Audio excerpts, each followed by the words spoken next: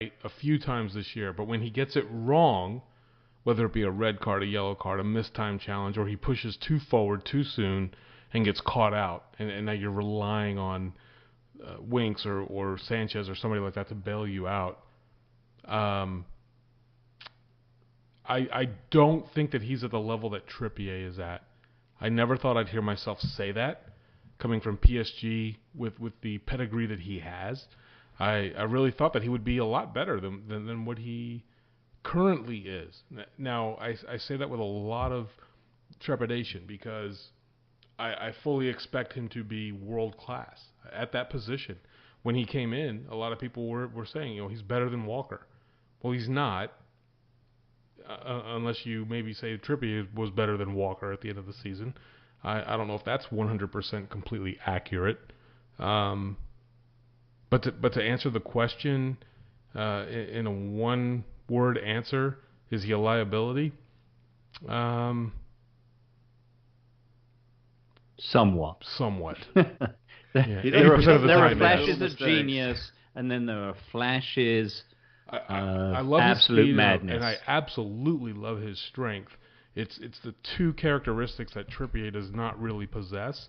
But this offense is geared around that wingback being influential in the offensive field of play, and he just has not been that yet. It was his tackle where you could see he was going to ground, and everyone in the stadium knew he was going to miss. And that's the irritating thing. You can't do that in the Premier League. I mean, Dyer was doing it today, granted, but he had it nailed on every single time. A lot of his were in the box. Ori is out on the wing doing it, and he's just giving away free kicks. And I'm like, come on, son, you can't be doing that. Yeah, Dyer had the one tackle today that was almost Ledley King. I think it was on Zaha, right? Yes. Yeah. Lads, Tim, Sam, what do you think of Aurier? I mean, is he? I'm just hopeful he's growing into the league and that he's going to have to become more disciplined. The mistakes that he's making, he doesn't seem to like to make little mistakes. I mean, tepid passes that really lead to us being in disadvantaged situations. Thankfully, it hasn't been against great clubs. Yeah. I mean, but it could be a liability. He's creating the turnovers, and again, I'm not picking on him. I mean, Sanchez has made mistakes. Every player is going to make a mistake. You can't be flawless for the full 90 minutes. But I just don't see him right now being the finished article, and hopefully we can get to that point, and he will be what we expected when he was touted to come to Spurs. And our system. Go ahead. I was just going to say our system really creates a very, very good environment in that there's just simply not a lot of room for errors. And there's no favorites being played, and whoever is training the best and playing the best is going to play. So I think that these things kind of sort themselves out, and I love the fact that we don't really know who's going to play right back on any given day. Yeah, I think a lot of it too has to do with what we've talked about here in the first month and a half of watching him integrated to the squad is that the main takeaway that we had all opinions on was that he was making Sissoko better. Today we didn't see that. And we saw nothing else in terms of that progression. So, Tim, if he's not making Sissoko better, and he's not doing anything offensively or anything spectacular defensively other than possibly picking up a yellow card, what is it about this guy that, again, I see a lot of potential, but what is it about this guy that says I'm going to play him in the Premier League or in the Champions League for you? I go back to what Sammy said, is just give him some time to bed into the system.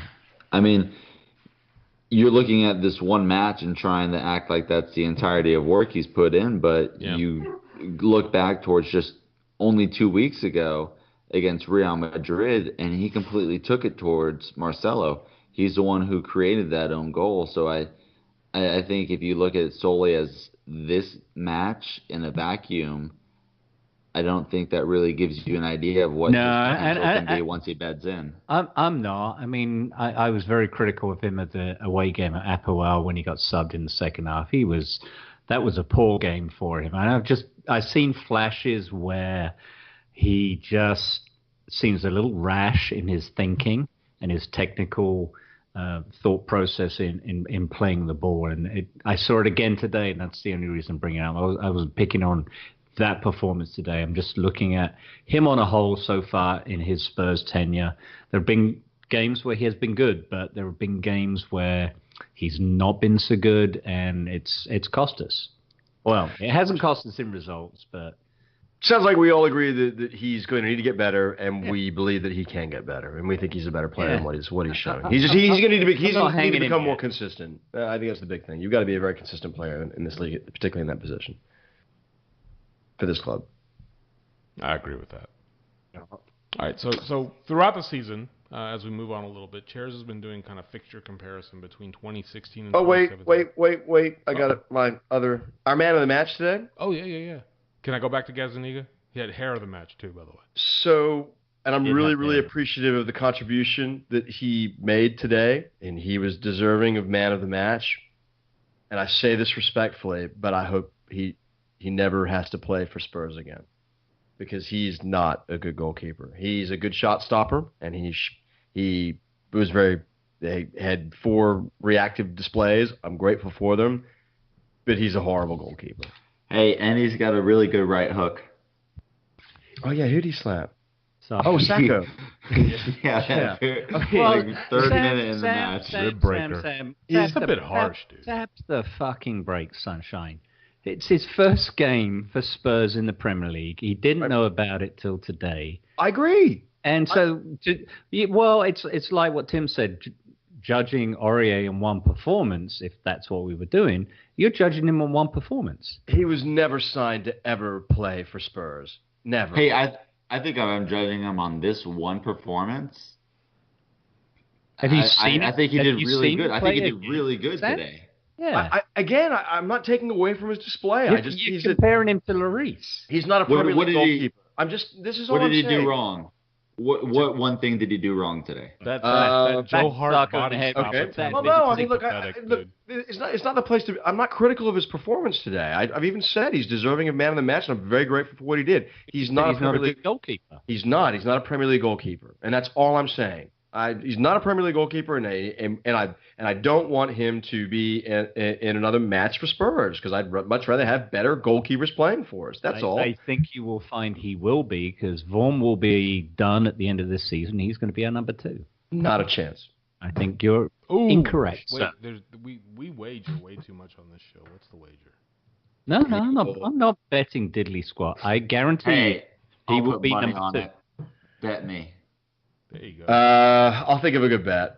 Your firstborn, Tim. Double or quits when I don't want to take away from his performance today, but Zaha should have scored. Yeah. And I don't want to take away from his performance today. He was great today, and he made great saves, and that's what he's good at, is stopping shots. But you have to be much more than that to be. You got to be much better than stopping shots to be a good goalkeeper. You know what? You have to have critical. As much as I just bollocked Sam for being a complete twat, I'll give him credit. There were some things, and I will point out there was one ball that Lloris would have got to first by rushing off his line that Gazzaniga did not. The one-on-one where, was it Zaha, and he screwed it wide. He did come off his line, but got completely left for dead. And thank God. Let me ask this.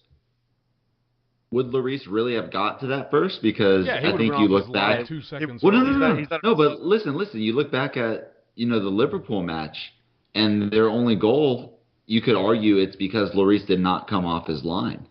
Well, you can look at Lloris on a perspective. We can only look at Gazzaniga from this one game unless you've been scouting him for years, which of course Sam apparently has been, to form that opinion. So, look, I don't want to. Again, I'm very grateful for what he did today, but I don't think he's ever going to develop into the kind of player that could ever be a dependable goalkeeper in the Premier League. I mean, he was far surplus to requirements at Southampton, for God's sake. He's young, I get it. He's big. He's a big presence. Poch doesn't buy duffers. No, he's got to see something in this kid that's obviously got to be. He's a training mate, and he was cheap, and we needed somebody quickly to fill in for Pau Lopez, because we screwed that deal up, and we let him. The academy has plenty of training mates. Sorry, I disagree. Okay. All he does is stop shots. All he does is stop shots, and people once said all Harry Kane did was tap in goals. I thought he came off his line well. There were a couple of things for crosses. There were a couple of times he could have judged the ball better and got off his line for breakaways, one-on-ones, clearing.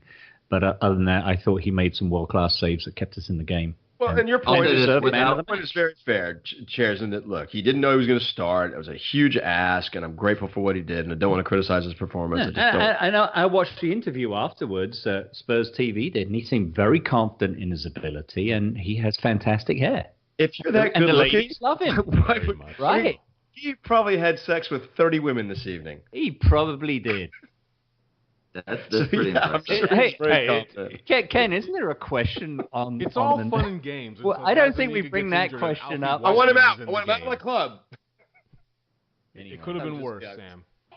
We could have dropped points to Palace without Gazzaniga. We could have, and we probably should have. We've had a rash of injuries since this Real Madrid match, and including in the Real Madrid match. All we needed was Gazzaniga to get injured, and Alfie Whiteman would have been our fucking goalkeeper. Who? Yeah, exactly. Exactly. Anywho, let's move on. Have you scouted him, Sam? Is he the shittiest keeper ever? Oh, no. All he does is stop goals. He's got all sorts of... Moving on, Gaffer, come on. Yeah. So, Chairs, fixture comparison, 2016 to 17, 23 points we sit on after 11 matches. This is our highest ever point total in Premier League history for the club. So I'm rather interested to see what's been going on here lately with the fixture comparison between the years. All right. Well, I'm glad you asked because I have updated it since we last spoke. And I know we didn't bring it up last week. But if you recall, this time last year, we were on that 4 draws in a row, which I think has just come to an end. So this time last season, we were on 21 points. And if you look at the fixtures we've played to date, it's also 21 points. So we're 2 points better than last season and the same fixtures that we've already played, i.e. Palace at home, United away, Liverpool at home, etc., etc. How that looks for the upcoming match, it's Arsenal. We all know the result there last season was a draw. So that would put us on 22, but the corresponding date or match week put us on 24. So if we go and draw at the Emirates, which we seem to have a habit of doing in recent years, we would still be on par for last season. I want to put it in perspective, and I'll probably bring this up again through the season. 2016, 2017, it's not going to be long. It's about 5 weeks before we get into December. And we reached the point with 23 games to go that we went on a 19-2-2 run. Can we do that in the back half of the season? 19 wins, 2 draws, play City twice. 2 defeats.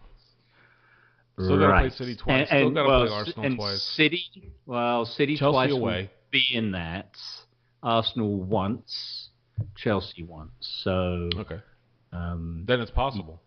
Well, yeah. I mean, Liverpool away. So the 2 losses were Liverpool and West Ham away. Well, obviously West Ham's taken care of. So that could be Liverpool and City.